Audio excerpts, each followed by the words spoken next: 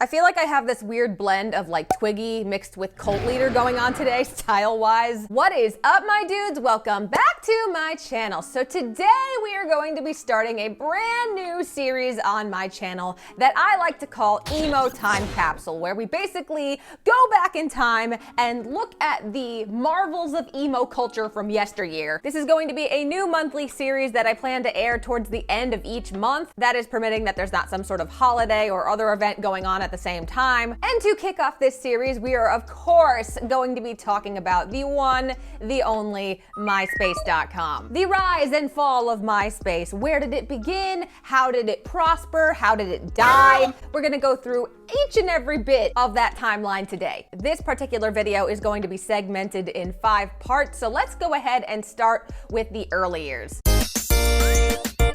So MySpace began in August of 2003 when several eUniverse employees with Friendster accounts saw potential in its social networking features. Within 10 days, the first version of MySpace was ready for launch, implemented using Cold Fusion. So as I just said, the first MySpace users were eUniverse employees, and the company held contests to see who could sign up the most users. It was initially suggested that they charge a fee for the basic MySpace service, but the idea was eventually nixed because they wanted to hold the belief that keeping it free was necessary to make it a successful community. MySpace quickly gained popularity with teenagers and young adults, and eventually served as the home base for what we know as scene kid culture. Pretty much every single scene artist that you could think of from that era started out on MySpace. It was the go-to for discovering that type of music at the time. And actually, in February of 2005, there were talks with Mark Zuckerberg, the founder of Facebook, to have MySpace acquire Facebook, but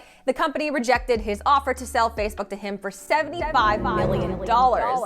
Looking back now, they probably made the wrong call. But it's okay, they were still an up-and-coming company at this time. They didn't know that their demise would soon come after this offer. But anyway, let's talk about the golden years.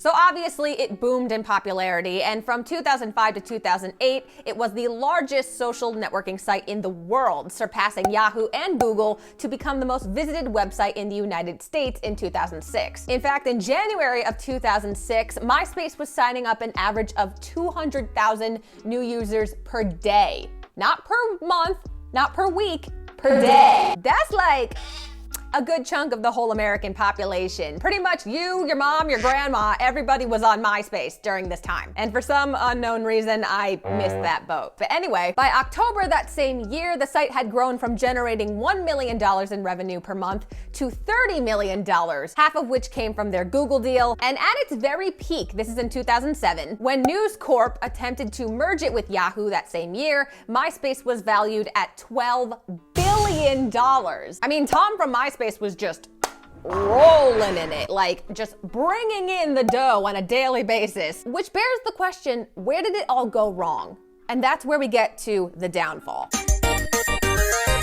So as previously mentioned, they had been in talks with Facebook founder Mark Zuckerberg to have that company acquired by MySpace, which they passed on, which ended up biting them in the butt later on, and here's why. So initially, the emergence of Facebook did very little to diminish MySpace's popularity at the time because it was targeted only to college students. It quite literally was founded by a guy during his college years at Harvard. I mean, I'm pretty sure we all saw The Social Network. We know how this works. However, on April 19th, 2008, Facebook overtook MySpace in the Alexa rankings, and over a year later, in May of 2009, Facebook surpassed MySpace in the number of unique US visitors. Since then, the number of MySpace users has declined steadily despite several redesigns. Ever since, they've just been seeing this really big continuing loss of membership. There are several suggested explanations for its decline, including the fact that it stuck to a portal strategy of building an audience around entertainment and music,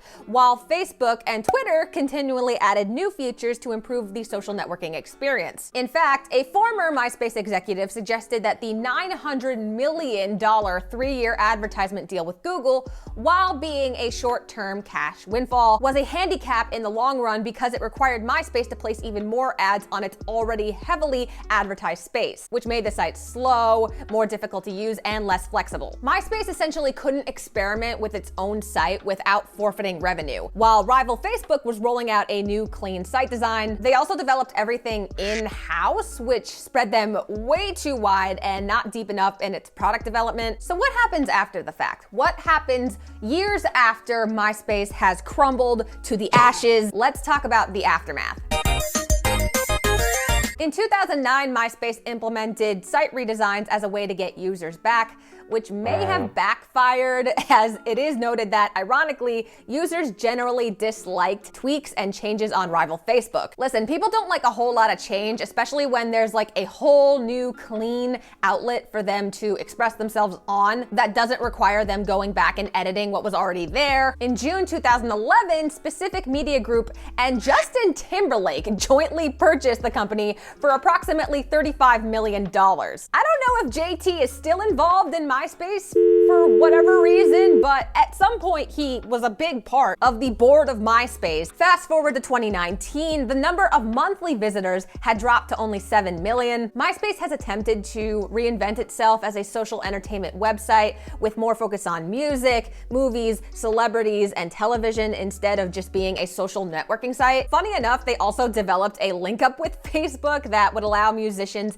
and bands to manage their Facebook profiles. Oh, how the mighty have fallen. Backtracking just a little bit, on February 11th, 2016, it was announced that MySpace and its parent company had actually been bought by Time Inc., which in turn was purchased by the Meredith Corporation on January 31st, 2018. And this is sort of the point of which the dirt on MySpace emerged, because there was a whole lot of personal information drama. Let's just get into it. In May 2016, the data for almost 360 million MySpace accounts was offered on the Real Deal dark market website, with leaked data including email addresses, username, and weekly encrypted passwords. Skipping forward 3 years, on March 18th, 2019, it was revealed that MySpace had lost all of their user content from 2015 and earlier in a botched server migration with no backup, which basically means over 50 million songs and 12 years worth of content were permanently lost. Just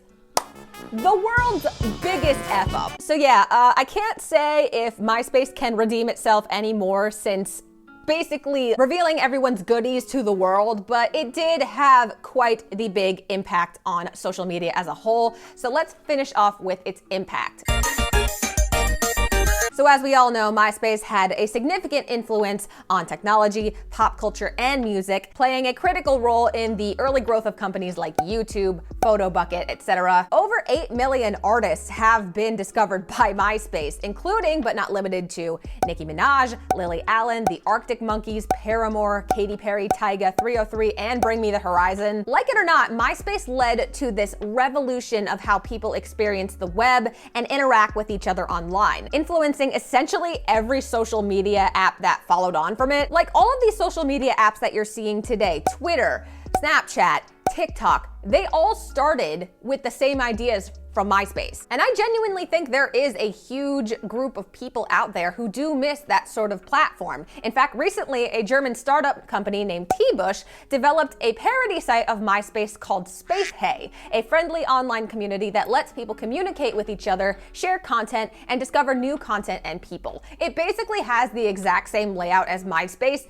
but is just branded under a different moniker. I think people would enjoy that just for nostalgia's sake, but I'm not sure if it would ever flourish as its own platform, since it is very similar. And I think it's safe to say that most of the world has moved on technologically at this point, but it will always hold a special place in emo kids' hearts. And that is the end of this video. I hope you guys liked this video. If you did, make sure to give it a like below. Were you ever on MySpace? What did you like about it, dislike about it? Make sure to tell me in the comment section below.